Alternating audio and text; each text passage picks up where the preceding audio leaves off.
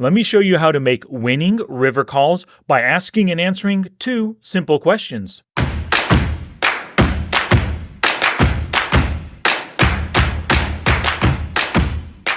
This is Sky with Smart Poker Study, and I'm happy you're spending some study time with me. So I'm going to help you make winning river calls. When you get to the river and you face that bet or the raise, if you can think back through the hand and logically say to yourself, hey, he's betting lots of hands that I beat, then you have a perfect opportunity to make a call. Possibly a raise, but at a minimum, you can make a call because you can name a ton of hands that he can be betting or raising. Now, the question that's going to help you with this is, what are they betting that I beat? In order to answer this question properly on the river, and we have two hand examples for you here, you need to think about your opponent's player type. Are they a fishy player who never bets the river, or are they a super loose aggressive player who bets barrels, triple barrels all the time? Key factor number two, range and board interaction. How they enter the hand pre-flop, that indicates what kind of range they have, and you see how that range works with the flop, the turn, and the river, helps you make a read on their hand strength. Also, prior street actions. Did they call pre-flop, call flop, call turn, and then donk bet? Also, relative position matters. If somebody is out of position against you and they decide to bet big, that means something different than if they're in position after you check the river. They're betting big, but they could have checked behind. And now, lastly, we have to consider their bet size, the stack size, and the pot size. All of these 5 points that are on the screen right now, they help you make a good read on what your opponent is betting or raising with. And it's going to help you answer that question. What are they betting that I beat? Let's take a look at this hand. We have ace-10 offsuit, 4 players dealt into the hand. We're in the cutoff. We raise to 3 big blinds, a couple of folds, and then the big blind decides to call. Now remember, you want to think about their player type. He's a 35/30 player who has 3-bet in the past 2 out of 9 times. Very loose aggressive player. He probably doesn't have the strongest hands in his pre-flop range right now. Lots of broadways though, lots of aces, lots of pocket pairs, suited connectors as well. So the flop comes down ace-3 deuce. We have ace-10 offsuit. Top pair, decent kicker right now. The loose aggressive player checks to us, and we come out for the 4 big blind bet into the 6.4 big blind pot. Roughly 2/3 pot. We're going for value right here. Oh, drat, he check raised us right now. Now, before we make the call, let's think about what hands could be check raising.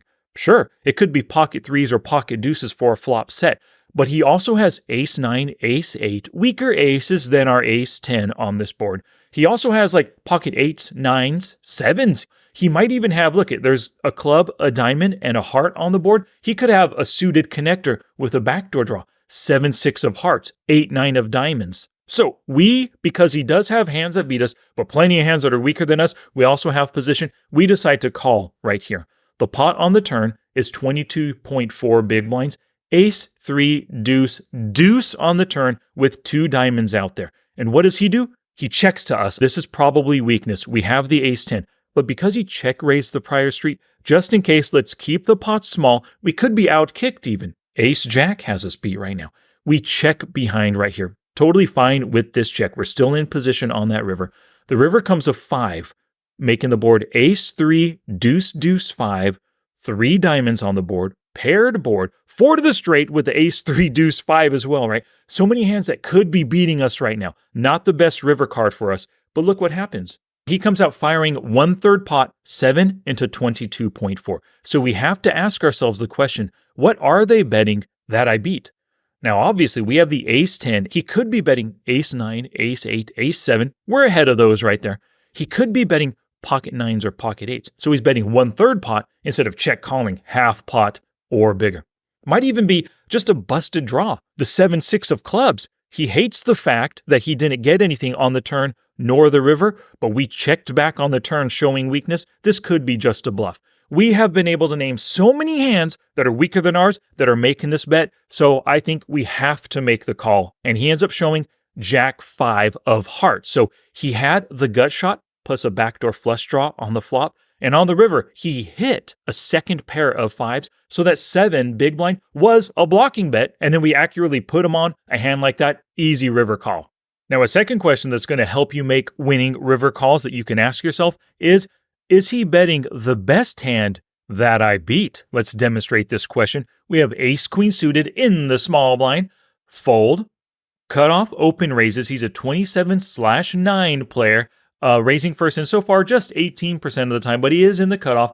There's a fold on the button, and we decide to 3-bet small to just 5 big blinds with the ace queen suited. The reason I did this is because he folds the c-bets 100% of the time right here. Just in case we miss the flop, let's go ahead. We're the pre-flop raiser. We can c-bet the flop and quite often take it down versus flop on as players. The big blind player folds, and the cutoff open raiser decides to call. So we're out of position with ace queen suited in an 11 big blind pot, and the flop comes down queen 7-6. We got top pair, top kicker. I think it's go for value time. Even though I said he folds on the flop a lot, there are a ton of hands that are weaker than ours that are calling right now. Queen 7-6. We value bet 5.3 into 11. He could call with king, queen jack, queen 10, queen 9 even, maybe even ace 7, ace 6, 8-9 for an open-ender on the queen 7-6, 9-10 for a gut shot, and 2 undercards that could hit second pair.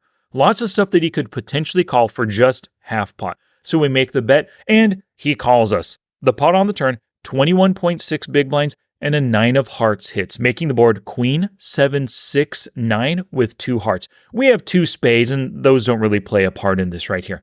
21.6 big blinds, we bet half pot again to 10.3, and he ends up calling us. Now, what does this say about his hand? He does have king, queen jack, queen 10. Queen 10 has actually a gut shot right now, top pair plus a gut shot. Lots of weaker hands making this call. But that river comes in 8, making the final board queen 7-6-9-8. We still have the ace queen, top pair, top kicker, but that pot's already 42 big blinds. We decide to check. Hopefully he just checks behind. We can see that cheap showdown, but he doesn't do it. He bets 23 into 42. Now we have to ask ourselves, is he betting the best hand I beat? Looking at this board, queen jack and king queen. There's only 2 hands that I beat with my ace queen. If he had queen 10 or queen 8, queen 9, queen 7, queen 6, he has 2 pair on this river, or even a straight with the queen 10. Maybe even 9-8, 7-8 hit 2 pair right here. There are so many hands making this bet that beat me, and only 2 hands that I beat. I think this is a fold, and we decide to do just that. He takes this pot down, but because this is ignition, I can download the whole card revealed hands 24 hours later. He had pocket 8s. Makes absolute sense the way he played it. This large bet, he probably put us on just a queen for barreling and then checking this river. He was trying to squeak some value out of us. But we read the situation correctly. We folded and we saved some money. Now it's time for you to take action. First off, please like the video if you like the video. Subscribe for more as well. And now you need to play with purpose. Use a sticky note. Like I have a sticky note right here. What are they betting that I beat? Is he betting the best hand that I beat? Right there attached to my monitor so it's quick and easy reference while I'm playing.